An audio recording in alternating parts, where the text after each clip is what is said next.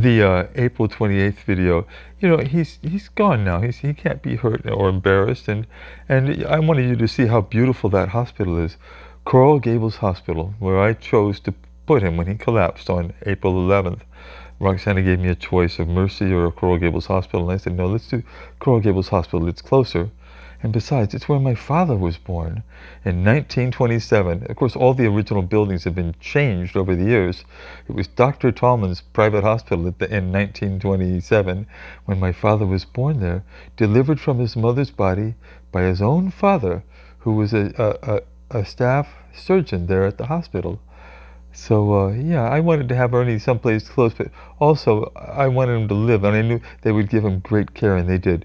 The nurses and everybody there was just wonderful. And then when he was transferred to a nursing facility, Floridian, they were just as nice. He was there for a couple of weeks, and then his health was failing. He was just going downhill, and that's because he wasn't eliminating waste. And I know a little bit about the body and about digestion because my grandfather, P.P. Welch, was he was the first gastroenterologist specialist in Miami, and he was a great surgeon.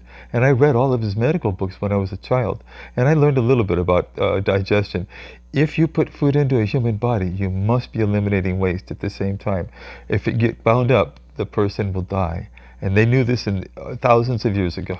If you don't, I don't want to use a bad word, but if you don't eliminate waste, you'll die. And that's what happened. He was brought home in a dying condition, and he wasn't eliminating waste except for urine.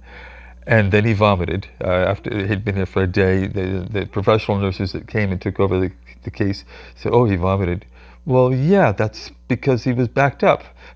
They could have done something, I think, it's my opinion, so that his bowels would have moved and he could have continued to receive food and gained weight and gotten strong again.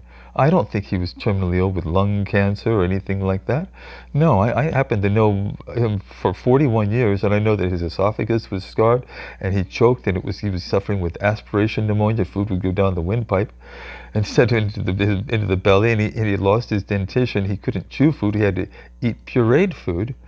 And then the other thing was, it's a lifelong condition. Well, ever since he was a young adult, his gut has been giving him more and more trouble. His mother had the same issue, not quite as severe. I forget what it's called. It's sort of a condition where the small intestine absorbs food less and less efficiently as the cilia are destroyed by whatever it is, autoimmune disease, whatever, I don't know. But he could eat thousands of calories a day, and he was still gradually losing weight over the past 15 years. I mean, so it wasn't cancer, because this had been going on for over a decade and a half, losing weight, and eating more and more, and yet losing weight. So it wasn't cancer. It was starvation.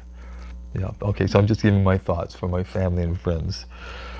There will be a court hearing on June 3rd, and I want the judge to hear this. This will be my way of speaking my piece, part of it anyway.